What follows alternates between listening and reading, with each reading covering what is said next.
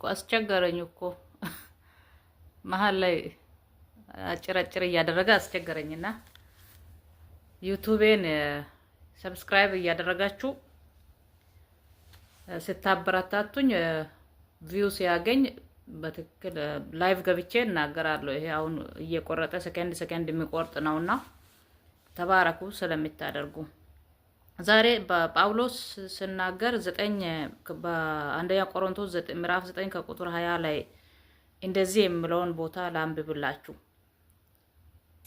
እንደዚህ ይላልና ቦታው አይሁድንም ይጠቅም ዘንድ ከአይሁድ ጋር እንደ አይሁዳዊ ሆኒው ከሕግ በታች ያሉትን ይጠቅም ዘንድ እኔ ራሴ ከሕግ በታች ሳልሆን ከሕግ በታች ላሉት ከሕግ በታች እንዳለው ሆኒው ሕግ የሌላቸውን ይጠቅም ዘንድ ያለ እግዚአብሔር ሕግ ሳልኖር ነገር ግን በክርስቶስ ሕግ በታች ሳለው ሕግ ከሌላቸው ሕግ እንደሌለኝ ሆኒው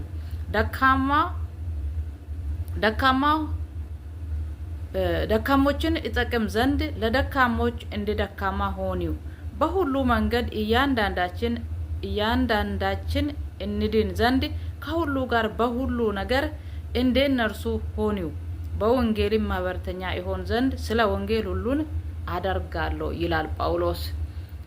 ከሕግ በታች እንሆናለን።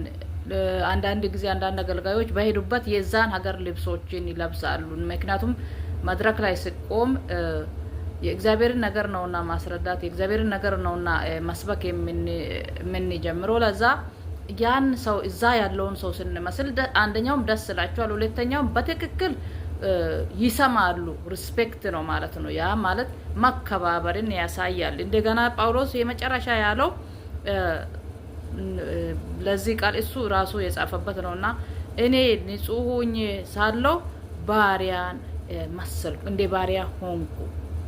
በነጻነት ስኖር ግን ሌሎች በነጻነት ንጹሕ ሆነው ወይም ተማችቷቸው ወይም በምቾት ወይም እንደፈለጉ የሚኖሩ የማይኖሩ ሰዎች ስላሉ ስለነሱ ብዬ የታሰርኩ ወይም እንደ ትንሽ ሆንኩ፣ ባሪያ ሆንኩ ይላልና ጳውሎስ። የሱ ህይወት በጣም የሚያስደንቅ ነው።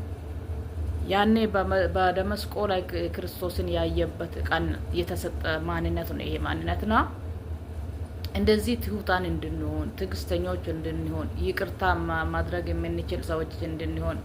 አንዳንድ ጊዜ አንድ እናት ቅድም ስትጠይቅ ነበር፣ ይቅርታን ስንት ጊዜ ማድረግ ያስፈልገናል? መጽሐፍ ቅዱስ ሲናገር 7 ጊዜ 70። ከዛስ ያለፈውን ለካ ለእግዚአብሔር ስንኖር ትዕግስተኞችና ይቅርታ አድራጊዎች ለሁሉ